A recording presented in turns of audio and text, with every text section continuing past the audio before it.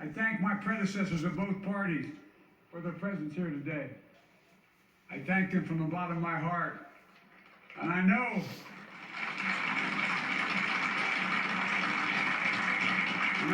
the resilience of our Constitution and the strength of our nation, as does President Carter, who I spoke with last night, who cannot be with us today, but whom we salute for his lifetime in service.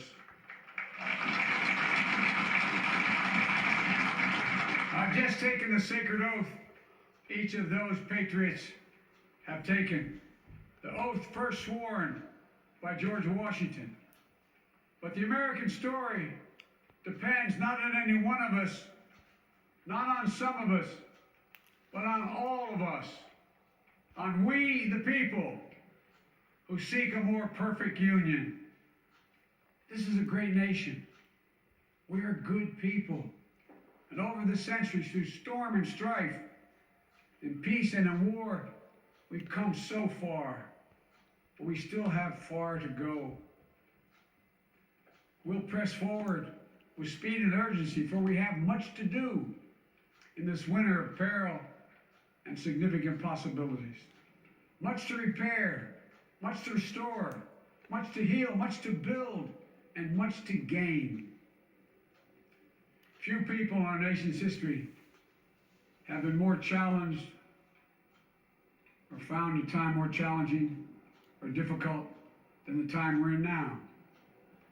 Once-in-a-century virus that silently stalks the country has taken as many lives in 1 year as America lost in all of World War II.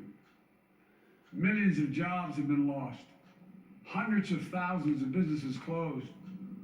A cry for racial justice, some 400 years in the making, moves us.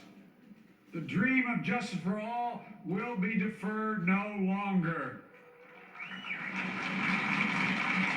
The cry for survival comes from the planet itself. A cry that can't be any more desperate or any more clear. And now, a rise of political extremism, white supremacy, domestic terrorism, that we must confront and we will defeat. To overcome these challenges, to restore the soul and secure the future of America, requires so much more than words. It requires the most elusive of all things in a democracy: unity. Unity. In another January, on New Year's Day in 1863, Abraham Lincoln signed the Emancipation Proclamation. When he put pen to paper, the president said, and I quote, "If my name ever goes down into history, it'll be for this act, and my whole soul is in it." My whole soul is in it. Today, on this January day, my whole soul is in this. Bringing America together, uniting our people, uniting our nation. And I ask every American to join me in this cause.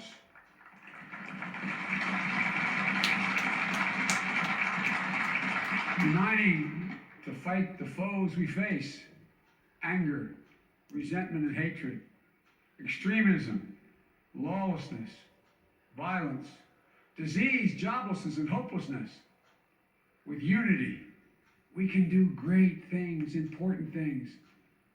We can right wrongs. We can put people to work in good jobs. We can teach our children in safe schools.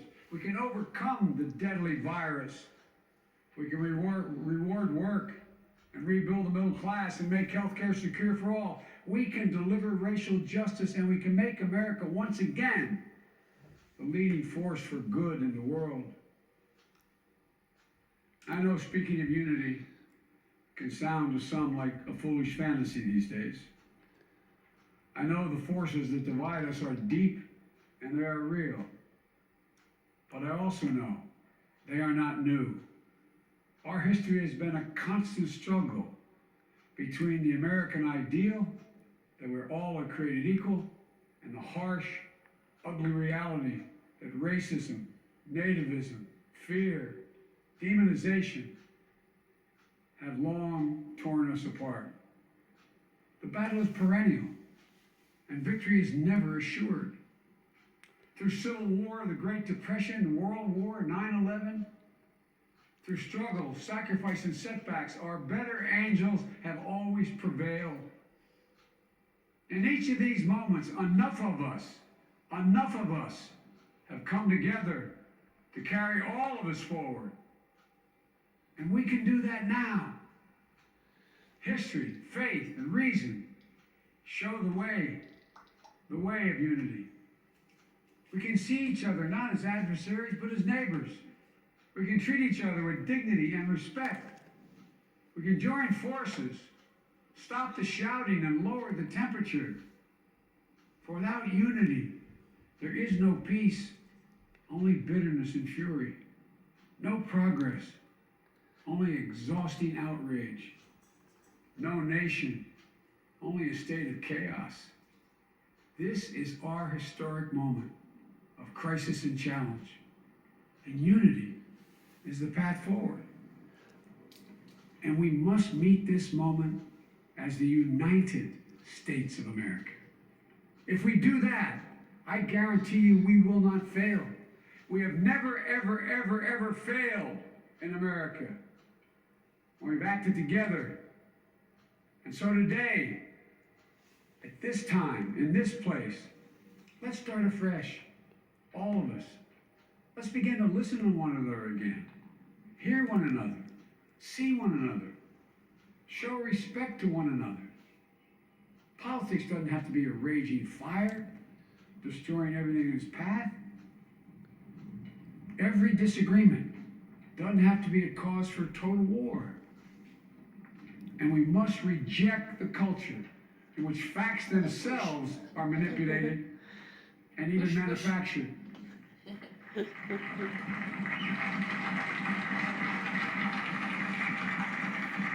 My fellow Americans, we have to be different than this. America has to be better than this.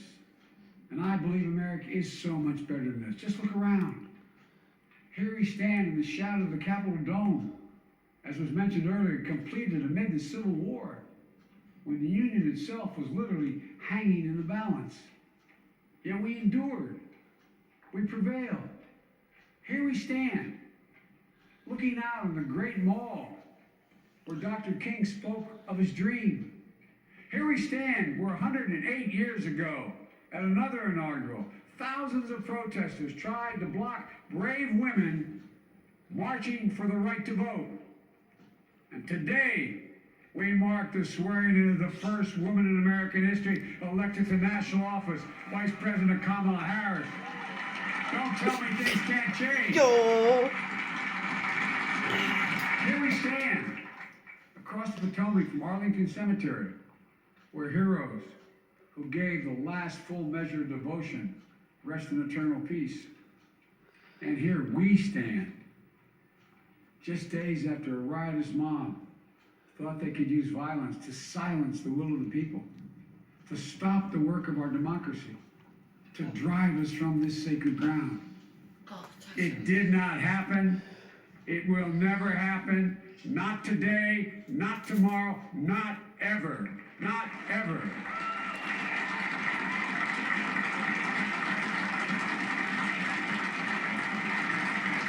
To all those who supported our campaign, I'm humbled by the faith you placed in us.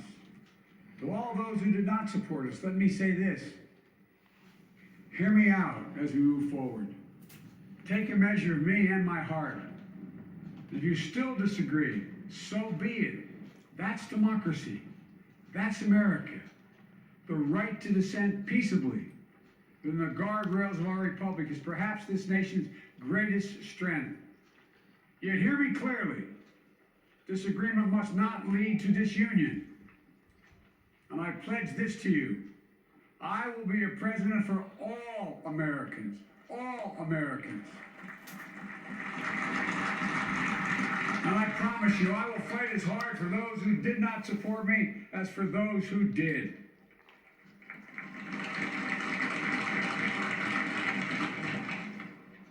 Many centuries ago, St. Augustine a saint of my church, wrote that a people was a multitude defined by the common objects of their love. Defined by the common objects of their love. What are the common objects we as Americans love that define us as Americans? I think we know. Opportunity, security, liberty, dignity, respect, honor, and yes, the truth. Recent weeks and months have taught us a painful lesson. There is truth and there are lies. Lies told for power and for profit. And each of us has a duty and a responsibility as citizens, as Americans, and especially as leaders. Leaders who have pledged to honor our Constitution and protect our nation, to defend the truth and defeat the lies. Look, I understand that many of my fellow Americans view the future with fear and trepidation. I understand they worry about their jobs. Nee. Can I keep my health care? Can I pay my mortgage? Thinking about their families, about what comes next. I promise you I get it. But the answer is not to turn inward, to retreat into competing factions, distrusting those who don't look like you, or worship the way you do, or don't get their news from the same sources you do. We must end this uncivil war that pits red against blue, rural versus urban, conservative versus liberal. We can do this if we open our souls instead of hardening our hearts, if we show a little tolerance and humility, and if we're willing to stand in the other person's shoes, as my mom would say, just for a moment, stand in their shoes. Because here's the thing about life. There's no accounting. Some days for fateful dealings, when you need a hand. There are other days when we're called to lend a hand. That's how it has to be. It's what we do for one another. And if we are this way, our country will be stronger, more prosperous, more ready for the future. And we can still disagree. My fellow Americans, in the work ahead of us, we're going to need each other. We need all our strength to persevere through this dark winter.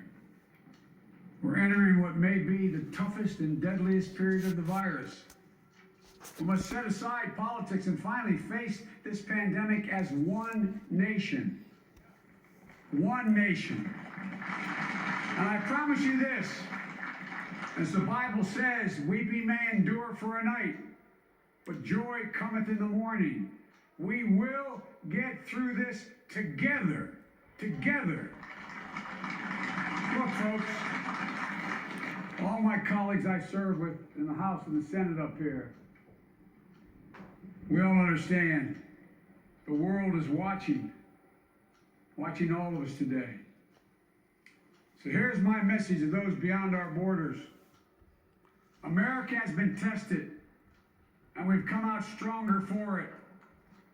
We will repair our alliances and engage with the world once again. Not to meet yesterday's challenges, but today's and tomorrow's challenges. And we'll lead not merely by the example of our power, but by the power of our example.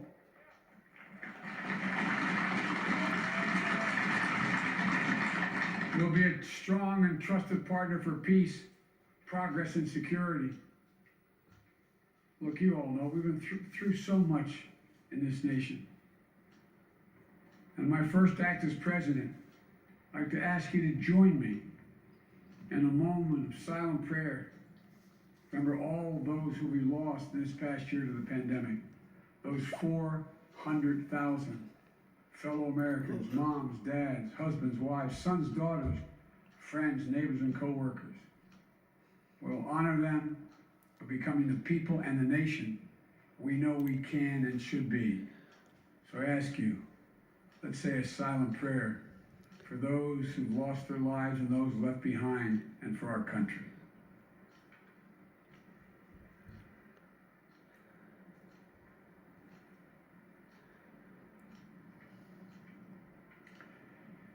Amen.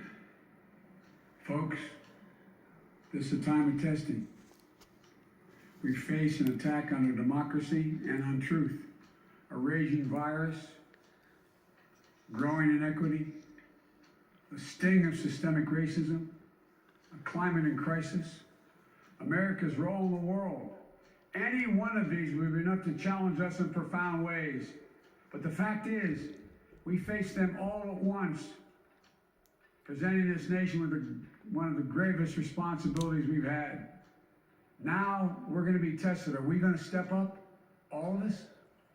It's time for boldness, for there's so much to do. And this is certain. I promise you, we will be judged, you and I, by how we resolve these cascading crises of our era.